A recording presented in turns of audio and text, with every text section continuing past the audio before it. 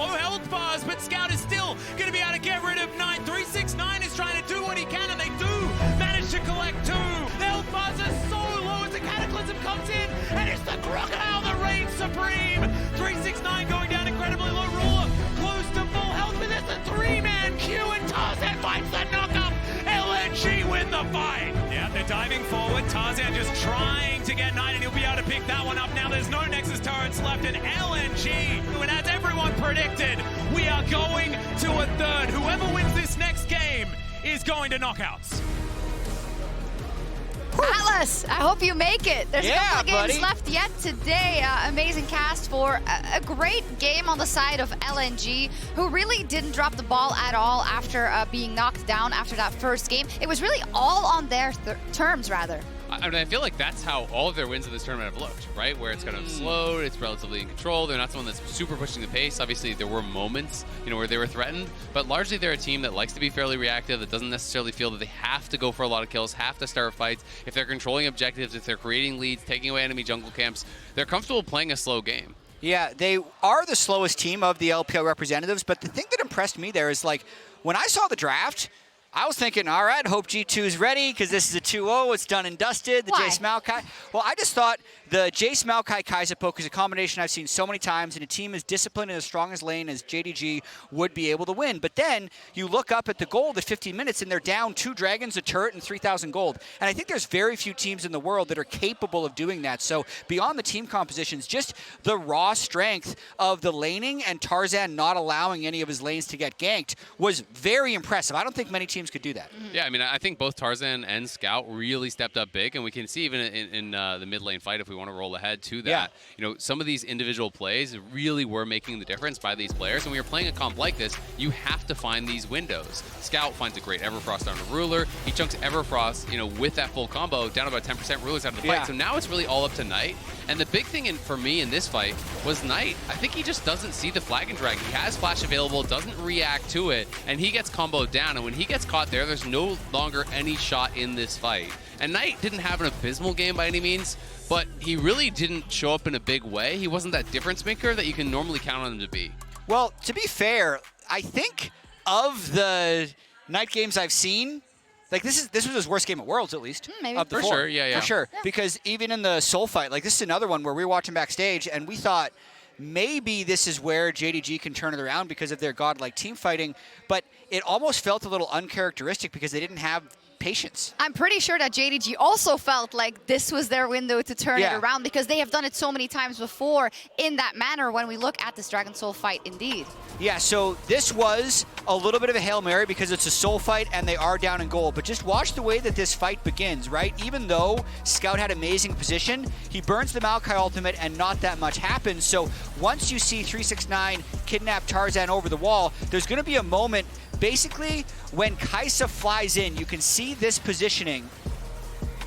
I expected Knight to continue to poke there. Not only did he miss the EQ, he then flashes in and instantly dies. So really uncharacteristic misplay, because I feel like with the Jace Kai'Sa poke, they could have just kept their distance there. They prevented the Soul and maybe even won that fight, but they were just impatient. Yeah, I mean, Scout was down at 10%. Zika got incredibly low. I do think, Knight would want that team fight back, but obviously he saw a window, thought he could get over the wall, maybe get a 100-0 type play, but Zika was ready, instantly stunned him up. He dies 100-0, and it is those difference makers in these fights. LNG really stepped up. They showcased that they can go toe-to-toe with JDG. I'm starting to feel bad that I didn't consider Zika higher for my Snake Draft earlier in the day. I mean, I think he doesn't get as much as the praise because we're always talking about Bin and 369 when it comes to the LPL, but he's doing a great job. Absolutely. When we were doing our Worlds preview episode, to me, I was saying Zika is the player that I think is going to be the biggest breakout player at this tournament, because there's the biggest disparity between where his skill is and where his fame is, at least among Western fans. The skill to fame ratio is a new term that we might want to start tracking, but I think it's a good he's one. first. I think he's first place in skill to fame. I think so, as far as the least fame to the most skill, right? Like, Western fans just don't know this guy, but he can do it all, and he can do it against the best players in the world. As we saw in this game particularly, now one of these two teams will be advancing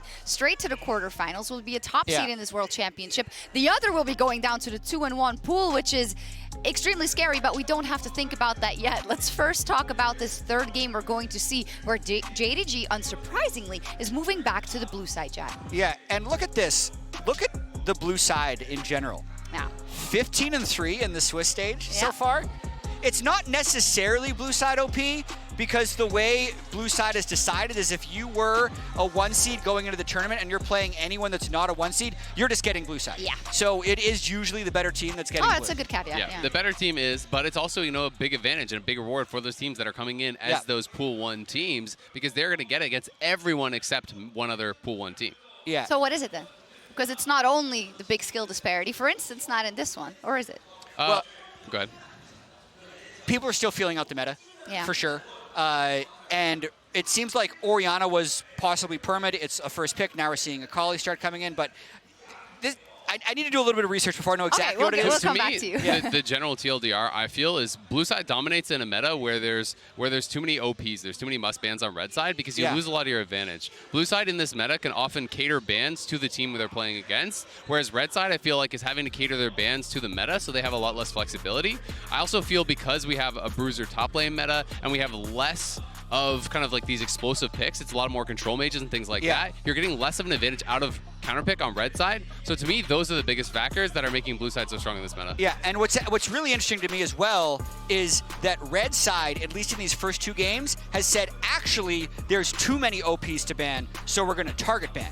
In game 1, it was trying to target ban out rulers, AD carries. In that last game, it was trying to target ban out scout. So I do wonder if there's going to be another pivot from LNG here, since when they tried to throw all their bans at ruler, it didn't work in game 1. There's going to have to be, if they want to buck the trend, not only about their record versus JDG, but also in terms of blue versus red side wins. Let's see what happens and head over to our casters. Thank you so much, Shox, and welcome back to the caster desk. Blue side was selected by JDG, no surprises there, as to what our desk was talking about, has been pretty strong so far this tournament, and maybe JDG can use that to leverage a victory like they have all year long against LNG. It's a pretty good win rate they were sporting so far on blue side here. JDG, though, they also have a pretty good win rate all year long, the reason they've constructed this golden road. And I don't know, I still have to have faith in them. Yep. But throughout Worlds, we're teaming up with Amazon Web Services to highlight the importance of expanding access to clean drinking water and sanitation to people around the globe through a new campaign called Take the Drake for Water's Sake. The way the campaign works is that every ocean drake taken will result in a donation to water.org. Our goal is to help water.org bring clean water to more than 70,000 plus people. We'll be updating you at each stage of the tournament, so stay tuned. So far at Worlds 2023, 33 ocean drakes have been slain. So we're hoping for Ocean Souls, as many Ocean Souls as possible, unless you're an LCK fan, in which case we hate Ocean Souls because they impacted our ability to win one of our games. No more Chemtech Souls. You know, that's what we definitely do. Yeah, we don't want those. It's like Captain Planet. We don't want the pollution soul anymore. We need the Ocean Souls. I loved Captain Planet.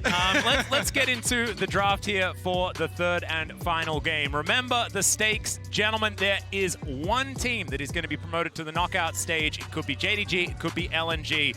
LNG, it feels like they have momentum, but it also feels like a worry because the blue side has been very, very powerful so far in this best of 3. Both teams have won on blue, and JDG is back there now. And that means that they can continue the easy bans, the comfort bans that we talked about, that we expect to come into the series at the very beginning. The Azir plus the Maokai here, keep that off the table, really reduce that possibility there for Scout.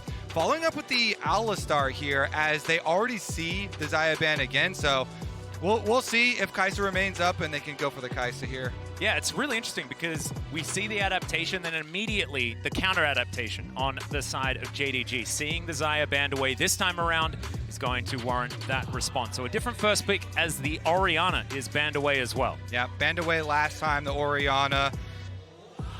There we go. I guess we're heading down the tier list, gentlemen. All right, honestly, there's a lot of things up in trade for it still here too. Poppy available, that has been a very difficult one to get your hands on. Super high priority there as a flexible pick, especially for 369 up on top side. JDG loving to make use of that. And the Rakan, another big one Zika is hovering a champion that he's not going to play. There is Ahri. Oh my goodness. Okay, we're opting into some mid-game shenanigans. Chronicler? Yeah, and I gotta say, this is not only an incredible strong 2v2, but I think it also puts a little bit of pressure here on the JDG, because I think ideally you'd want to go Rakan and then try to maybe pick either a mid laner or a jungler, but now with that really strong mid-jungle duo, you might not actually be able to get both and a great mid lane matchup and a jungle that is going to be decent in the Divide, which has been really powerful, as well as access to a support that works well with the Kais. Now, of course, there's a lot of options. Rel comes to mind as well and has made it through a lot of the bans, but it does provide LNG with an opportunity to maybe target. And if they go for the Rakan here, Kanavi might be pushed a little bit in his champion, which, to be fair, he plays a lot. I love it, though. Locking in this engage, having the Neeko plus the Rakan gives you so many options to try and set up team fights. Meanwhile, you guys are talking about the Ahri assassination duo, the classic mid-jungle here. Really trying to look for those pick-off kills. Could be a little bit one note. But we'll see exactly where GALA is going to go, or whether this is going to be his pick, as Draven is being hovered for the moment. Getting his hands onto an AD carry that he's going to feel comfortable with should be a priority here, and he is one that loves Tristana. Utilized towards that bottom side of the map. LNG do lean towards that quite often, and that is going to be the option that he's looking for here. Has historically been something picked into Kai'Sa in the past, and is something that LNG are very comfortable with. Especially when you compare it with things like the Rel, which is technically still up, but probably JDG going to throw a couple of bans here at Hong to avoid some of these kill lanes that the Tristana loves to run, because you have a engaged support, just jump right onto the Kai'Sa, see which ones they're most afraid of. Speaking of being afraid of things, I have a feeling that on Poppy is probably the two bans that have to come out from LNG here. And JDG, it feels like they have a bit of that flexibility to head towards those Rel bans like you were talking about, and something else. Could be Rel Nautilus if they want to head towards that bottom lane, but we'll just have to see where their heads are at. There is a fringe case where I think you can...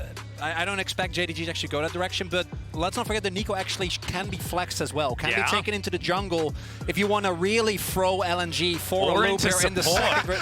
That's the first thing that came to my mind. No. I was like, don't say that. Don't bring it back. Yeah, and then where does Wukong go? Golden Guardians. Rakan can go anywhere. You know, he's roaming most of the time anyway, Chronicler. Don't make it difficult. As Jax was banned away, and now we're just looking for the Poppy button, but no, we're going to find a Crocodile instead. Zika not wanting to lock that one in, wanting to get that Rel if they can have that priority. So instead, handing over the Poppy option to 369 if he would like it. Can certainly work well into an Ahri. Denies her being able to get out of the way of anything. Denies Vault Breakers. In fact, works on all of the champions that they've locked in so far. Yeah, I really think it looks pretty good. And since JDG went with the double top lane ban, the Rel is wide open for the engage if they want to do that. I think that maybe like you could lock in the Rel here. If you don't lock it, then it's likely that Kanavi can snap that one up. But maybe you just slam Poppy here and say, I would prefer it if 369 did not play that champion so that we can move around the map a little bit more. But instead, it's going to be Nautilus considered, at least for the moment. And the Nautilus has been a very consistent ban in the second rotation here. Obviously, the point and click works really well, both against the Rakan, as well as the fact that you can use it with the Tristana to go for the backline. Now, I was actually looking towards things like the Lee or the Viego, right? These really big, powerful, early game junglers that can go well with the Neeko pressure. You set up a route, you go in. This would be a bit of a throwback, though. This is so much more Kanavi. He never gave up on the Wukong. Yeah. It got nerfed, and everybody else, really deprioritized it. But Kanavi kept on playing it because it brings so much to the team fights, and that's what JDG are constructing here: team fight, team fight, team fight. Neeko, Rakan plus Wukong. 3 circles. That's a lot of circles. And JDG, here's another circle. That's a pretty dangerous one as well. But we'll see what is actually going to happen. The third Q circle, also dangerous on this one, but we won't talk about the hovers for the moment. 4 circles! 369 is going to lock in a bruiser / carry instead of a tank. A big moment for him towards the top side. As what is Zika's answer to this going to be? Because Poppy just going to be ignored in this draft. K'Sante is still up. I really personally like Camille answers into Aatrox as a counter, but it looks like he's not going to go that angle. It would also give you options for trying to further pick people off and separate people since you're running the Ahri, but they go with the tried and true. K'Sante picked back up again.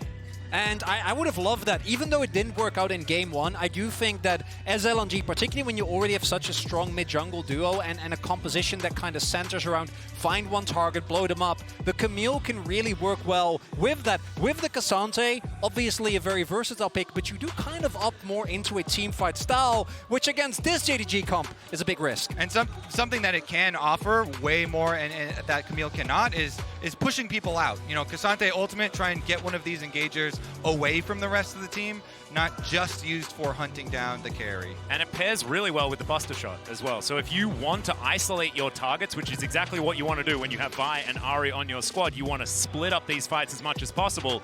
Absolutely something that LNG have the tools to do. But if JDG can get these fights on their terms, the War of the Circles is something that they can certainly utilize. And what I loved was in the player cams, 369, biggest grin on his face ever. He was so excited to be playing something with a little bit more firepower. And you saw Ruler, who was looking concentrated, like he was ready to try and play a more difficult game of League of Legends. And you can understand exactly why. This is a little bit outside the ballpark that we've seen from JDG as far as these teamfight compositions, but so much potential for damage and for that wombo combo. But I like what LNG has put together as well. And as we load onto the Rift, we'll see whether LNG can get that win from the red side.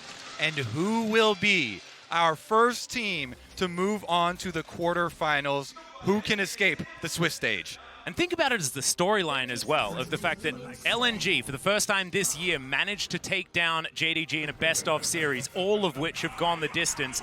This is the time that they do it. Pretty impressive was to be the case. However, it is currently 50 seconds into the game, and I'm getting slightly ahead of myself as far as them being able to take the victory. They're going to have to fight the uphill battle, because it does seem like the blue side slopes down towards the red side at this point in time. And for the early game, there are obviously some capabilities, I think, that Tarzan can play through basically every single lane, whereas Kanavi is just going to be looking to, again, make sure that he doesn't get invaded, he doesn't get aggressive early on. But once 6 is hit in particular for Tarzan and Scout, that's when I think LNG have a duty to try and play as aggressive as possible. I don't want to see a repeat of game number 1, where they had a composition that was kind of reliant to like pick up Heralds, pick up Drakes, and none of that really came into fruition. And as a result, JDG kept the game very comfortable for them. And if they get to play from that kind of position, they're unbeatable.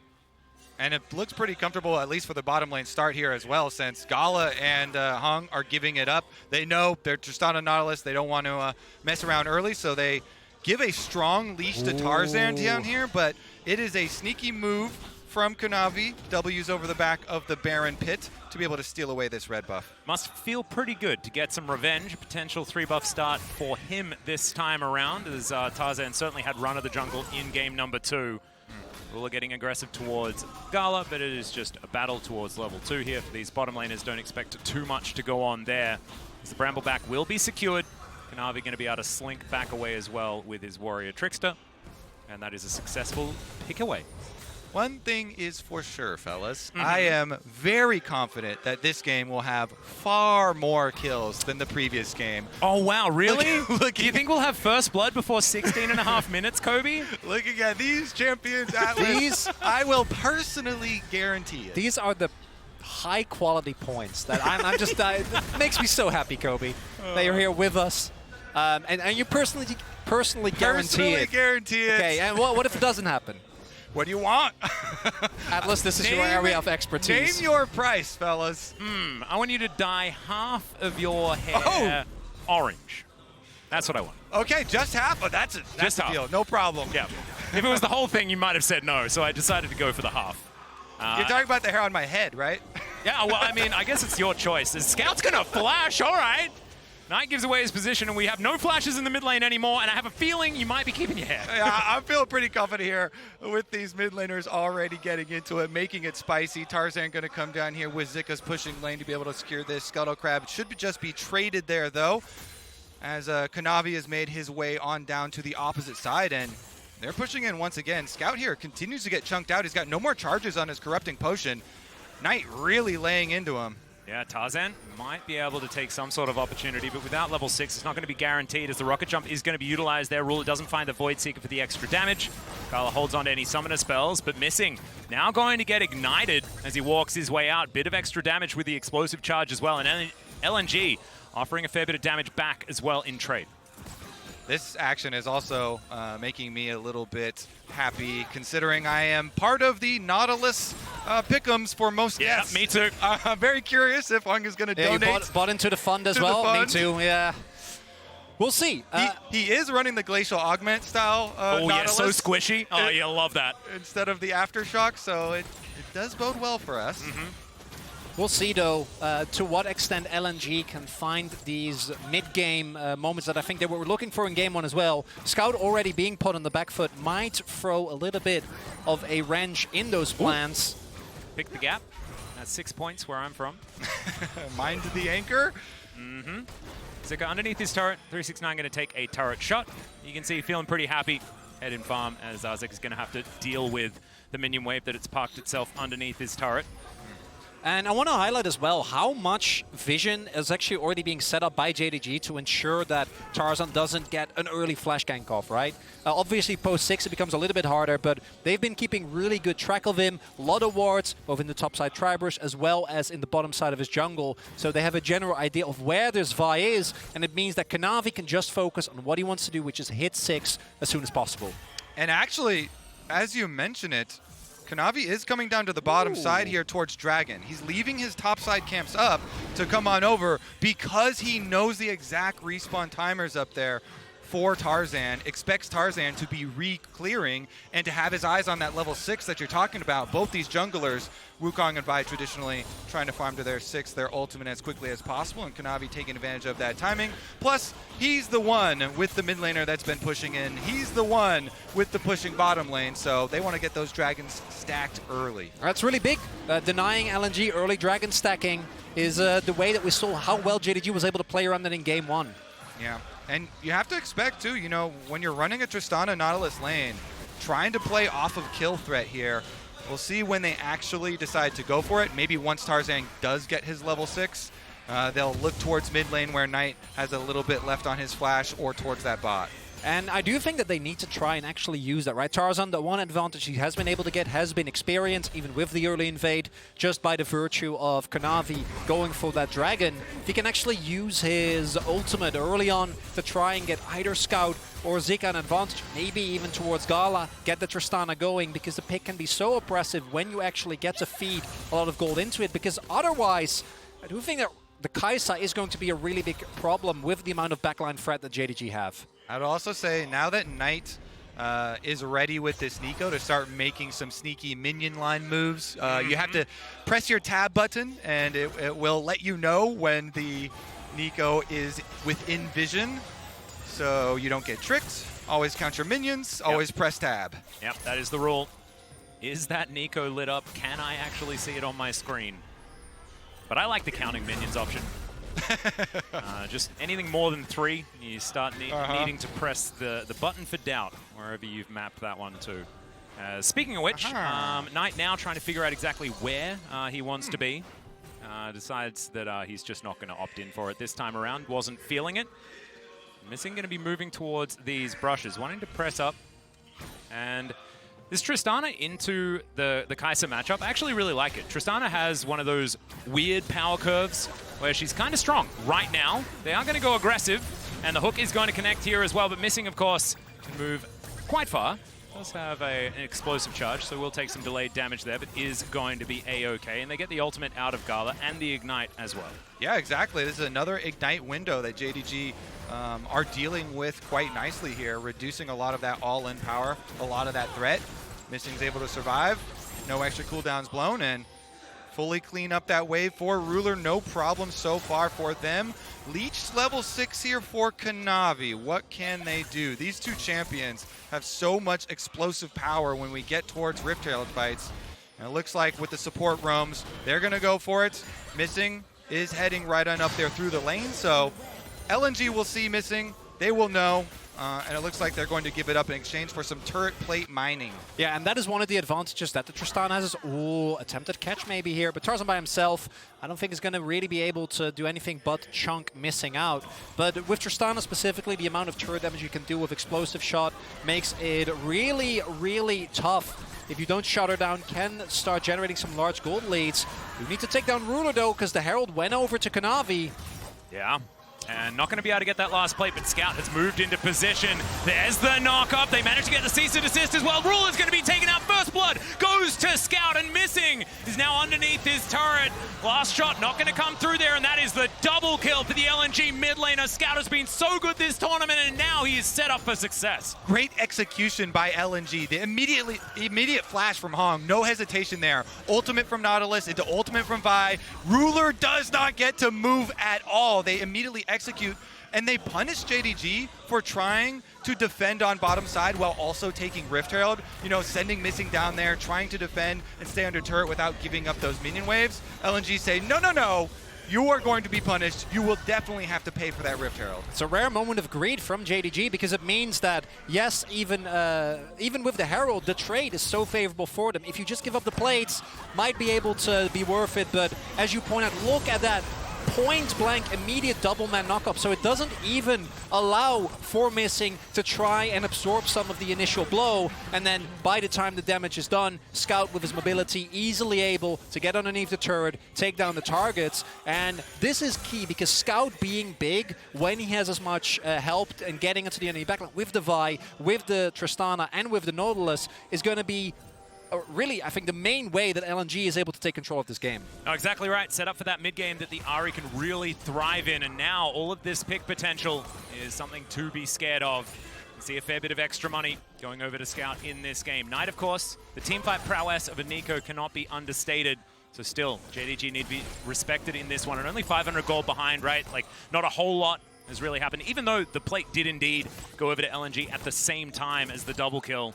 We'll just have to see how much can be leveraged, how much Scout's advantage can be used by LNG to set up the rest of the map. And Tarzan's ultimate will come up right about now. Last second does tick away, so they're ready for another Vi play. As Dragon has spawned, it looks like they're going to go for the reset for Scout. He's got his Unleashed teleport ready. Bunch of vision available here for LNG and JDG.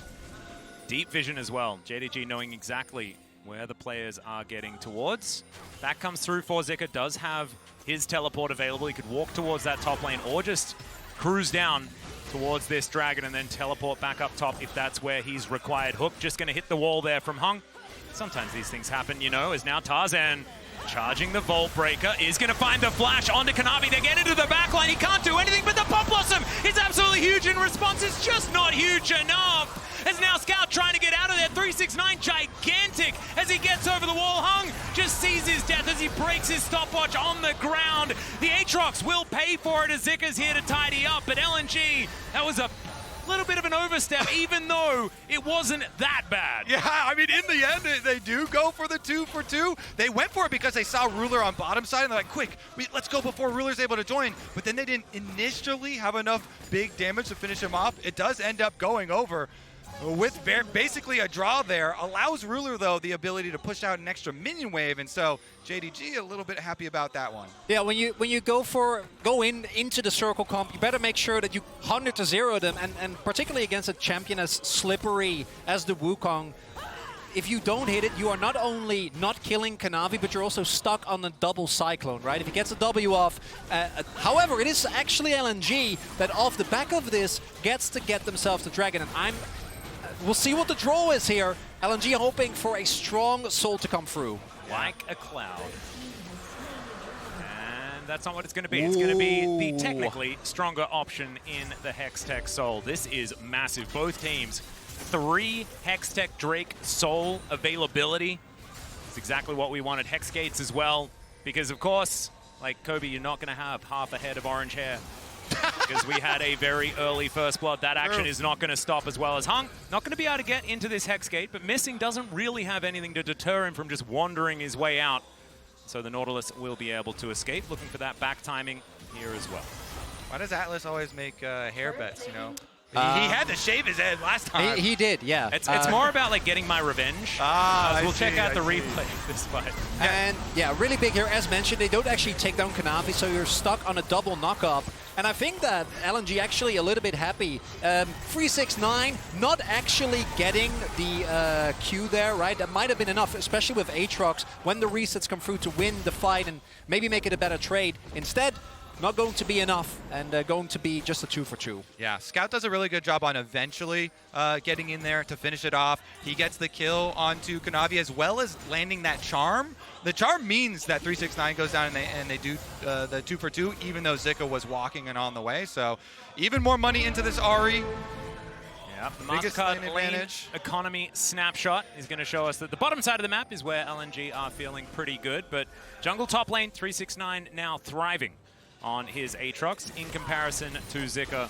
We'll see what 369 is going to be able to find for himself if there can be some of these team fights that work out for an Aatrox who does like it when everyone's stacked up on top of each other. If Knight gets one of these big ultimates and then 369 manages to get a third Q on top of that, then things could just be over for LNG before they've started. What I also love is, given how oppressive both of these teams are when ahead, this is the most even game that we've had thus far, right? It doesn't really feel, although you could argue that when it's a default game state, JDG just win by default, which I wouldn't be willing to go against that. But it does mean that right now, depending on how the next 2-3 skirmishes go, you can balloon yourself ahead and top of gold by getting like the mid lane turret, maybe a herald, and set yourself up for a Hextech soul point if you are able to win a couple of these crucial fights. Because again, everyone gravitating towards this objective. And one of the big things here as they do approach the objective for LNG is keep your eyes on Knight and keep your eyes on Missing. They need to track these 2 players from JDG. Those are going to be the ones that could cause a lot of harm. Grand Entrance does come through there, and Hung is going to respect the Infernal Chains. That means no more Nautilus Flash Rs to start these fights off. Possible opportunity here for JDG as they get control of the top side of the river. 369 moving back towards that top lane, has a minion wave to deal with as Zika spots out the fact that this Rift Herald has gotten a little bit distracted by JDG. Information now going to be given back. So LNG not giving this one up without a fight and with control of the mid lane means that they get to move into the fog of war themselves. Ooh, Knight is going for a recall right now, too, on the Neeko. He cancels it, waiting for the wave now for Scout. Scout pinning him under that bottom turret's pretty big, since he does now have all the tools necessary to be a fully completed Neeko. You have your Proto Belt, your Flash, your Ultimate, and your stopwatch there. That is a full team fight package. Nailed it. Item spikes, that is probably our most favorite, at least for this game so far. 500 gold, absolutely nothing in it. For both of these teams, LNG with a slight lead. I think that this Rift Herald fight, if it ever does happen, could be very important for LNG. Opening up the map, getting that mid-outer turret for this pick composition that they do pseudo have for themselves, right, with the Ahri and the Vi, could be very, very nice. And they are going to get to work. Yeah, I think the constant pressure there from Scout, pushing him under the bottom tower, meant that Knight gonna be delayed in joining, and that allows LNG to grab the objective. Yeah, now Zika looking for a little bit here onto 369. Does manage to unstoppable the Infernal Chains, but honestly feeling like a wet noodle fight towards the top side. All right, what about round 2? Because Dragon's about to come up. Okay. This time around, Scout doesn't have teleport, so we'll track his movement, because currently he's coming to actually shadow Zika up here towards topside instead. A little bit of a heart monitor here as we have a look at the gold difference over time, powered by AWS. But it is moving towards LNG. Do note as well that outside of the Flash for Hung, basically every single combat summoner is available. However, LNG do have the Herald, so they can also say, we don't care about this Dragon. We're going to go all in, try to really blow up our gold lead, already overloading the top half of the map.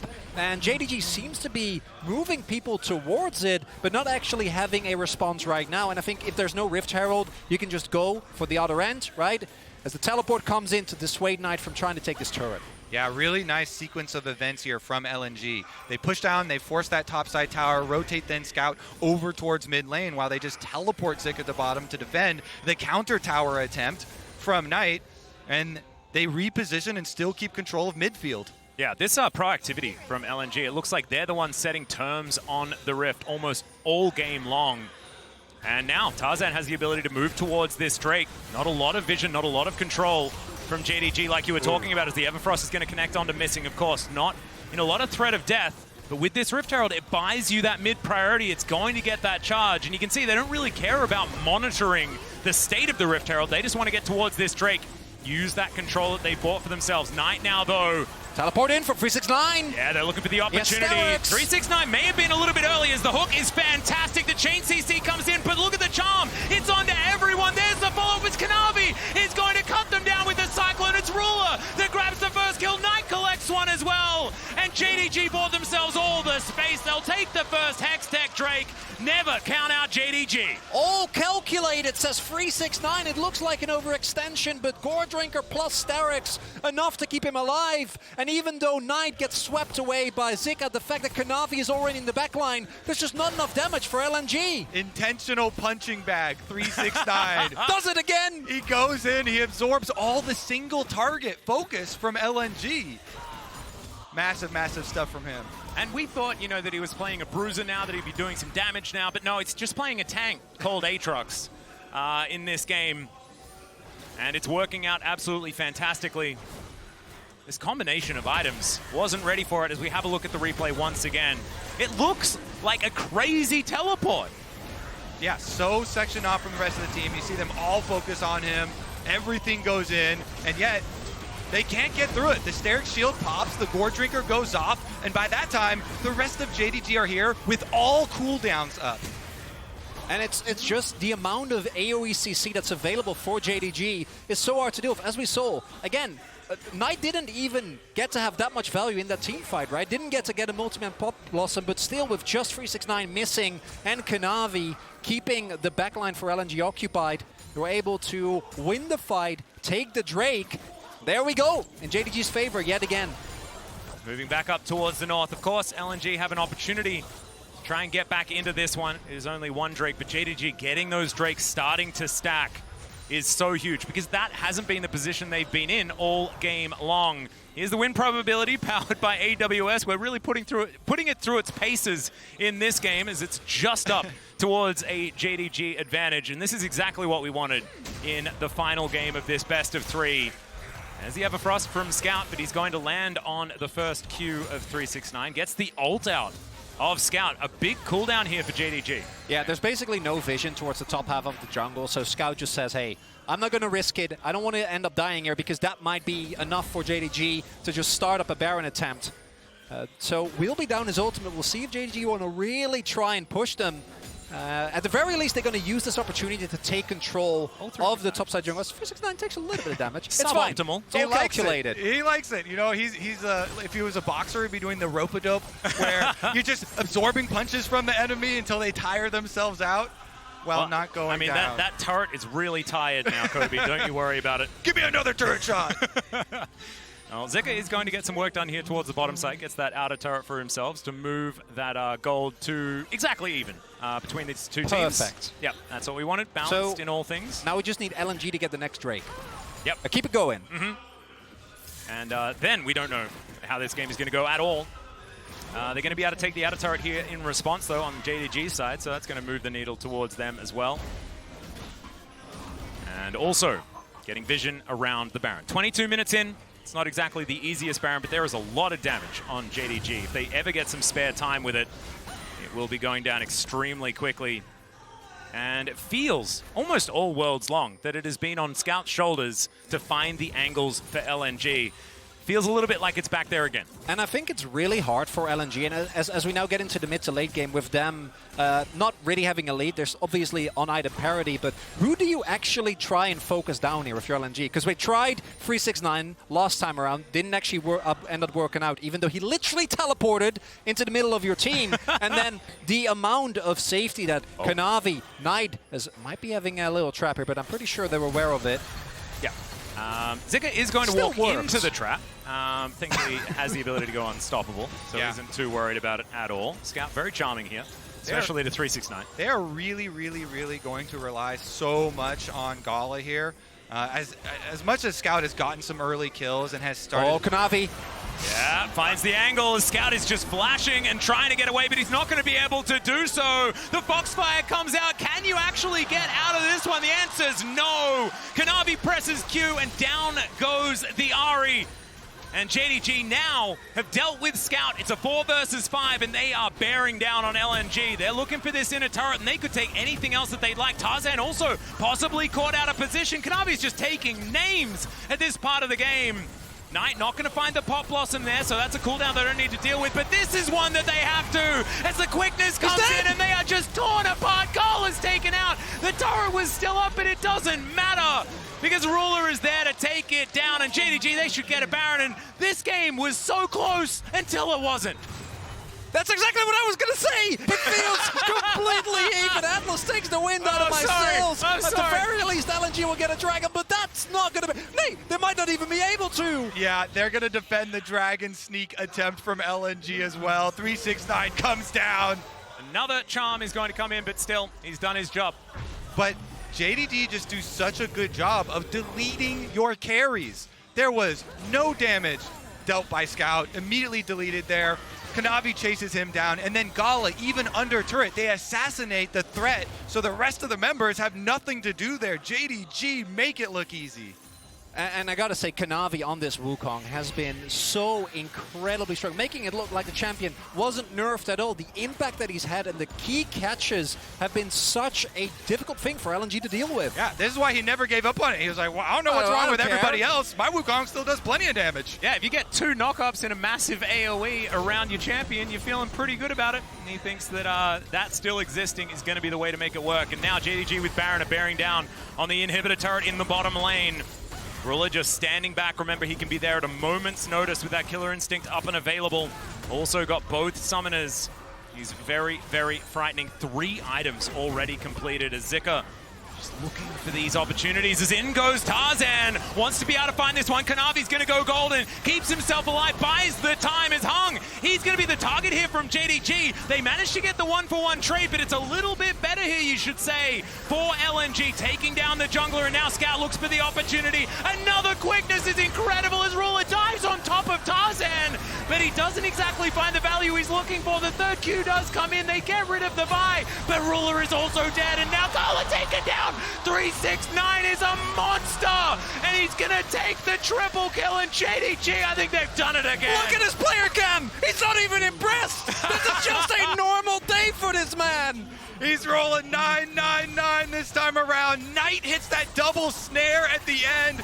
LNG are down. JDG are going to move on through. And I can feel the groan of all the LPL commentators like, not again. It always happens just this way. But JDG, the favorites for the tournament, will also be the first ones welcomed to the knockout stage of Worlds. An LPL tournament favorite that does not disappoint. Oh, it is not 2015, I tell you that much, Kobe. An incredible performance here from JDG. And LNG, it was so close. It was so close. Long. Yeah, but do you know what the best part about this is? They just go down to another best of 3. And that's fine. They can lose that one as well. Then they go down to another one. We just get to watch LNG given what over we and just over saw, again. I don't think it's very likely. Okay, Oh, yeah, I mean, think it's they're definitely looking likely good to that win it's one one of more. those. Yeah, one more is definitely going to happen.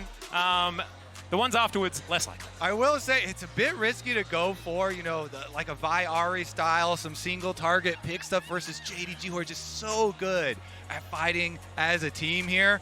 And once again, they prove it. Nicely done from them. I understand, though, you know, you got to take some risks, because if you just pick teamfight against teamfight, that also doesn't work. Yeah, this is the thing. If you handshake team fights with JDG, you're just kind of asking for trouble, as it turns out. So it's a little bit of a worry. But now You're going to get trouble either way. Exactly. But congratulations to JDG. It's time to throw it over to the desk to break down the JDG win.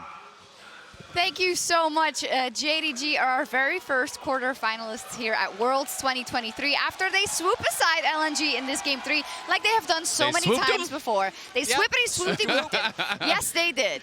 You know, LNG, they must just be, they're just pouncing. They're punching always that wall. one game away. Always one game It away. is honestly heartbreaking not having taken them down in a series in over 2 years. Yeah. And they went 13 out of 13 possible games in 3 straight best ofs. Didn't win one of them. No. Yeah. Was it always the same thing? What did it come down to in this one, Jad? Team fighting? Maybe one in particular where it's not ready yet, we can't look at it yet, but I think timing in those team fights, right? The selection of targets, everything really that JDG just has down to a T. And 369, I mean, the fact that he played Aatrox and we're like, he's not playing a tank, and then he soaked like 4,000 damage in the what I feel like was the decisive fight in the game. And just like real quickly, the overall flow of the tournament, every other team in Swiss can be happy because there's no way they have to play JDG again. That's in true. Swiss. In Swiss. In Swiss. Yeah. So JDG can't stop them from getting out of Swiss anymore. But do you want to play LNG? I don't know. More than JDG, yes. Well, we'll see. Indeed, you make a great point. There was actually one deciding fight. As said, they're still working on it. Well, we have it, and every second counts, also in the making of the replays, thanks to the reliable Cisco network. 369 gets off his Gore Drinker in time to survive and secure a huge teamfight win, and I want to say game win for JDG. So he just bought Gore Drinker, TP's in, and when you see this TP, you're thinking, this is a free kill. He TP'd in too far, but he has it perfectly calculated out. He pops the ulti, he survives through the CC with the Sterix pop, and then watch this Gore Drinker. That is ridiculous. That is like 1,000, 1,500, maybe even more health that he gets back from everyone piling on top of him. They used all of their resources to try to burst them down. That creates the space for Knight, for Ruler. You were kind of joking about it, chat, but he's doing the same thing that he does on on tanks, and that is creating space for his carries and letting them succeed. Creating space, soaking all of the damage that LNG had, and it still wasn't enough. And then also doing the most damage. The nice thing about Aatrox is the damage is the healing, so the more damage he does, the more he can tank. So it's perfect. I mean, the crazy thing about 369 is everyone talks about him as the tank guy because that's what he's been this year. People forget. This guy dominates everyone on carries as well. So if the meta dictates, if the situation dictates, he can crush you on a Fiora just as easily as he can on the Ornn. He definitely can. He won't break a sweat. And JDG didn't really break a sweat so far in the tournament. Their golden road is paved already to the quarterfinals for Worlds. They get a big break now, but we also get a break, but it isn't that big because after it, there's another quarterfinal spot on the line between G2 and Gen G, and with G2's Caps and Gen G's Chovy facing off in our featured matchup presented by Mercedes-Benz. The LEC's collapse has been styling on LCK and LPL players so far this Worlds. Now he faces his toughest opponent yet, the colossal Chovy, in our featured matchup sponsored by Mercedes. A triple kill for Caps as G2 win the fight. These two superstars led their teams to the top in their home regions. And now they have their eyes set on a spot in the quarterfinals. The current LEC winners, however, will now have to contend with the current LCK champions. Chovy on the chase. It's really difficult to get away from this. Akali hits the shuriken. Caps is looking unstoppable, but will it be enough to subdue a player like Chovy? Both of these players are legends in their own right, but have not yet taken home the grand prize. Now they stand in each other's way on the path to glory. You won't want to miss an unforgettable showdown between two of the top mid laners in the competition. It's G2 versus Gen G.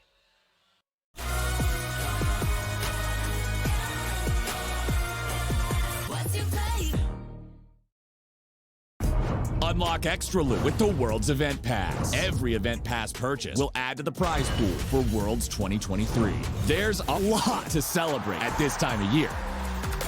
Huh? What is this?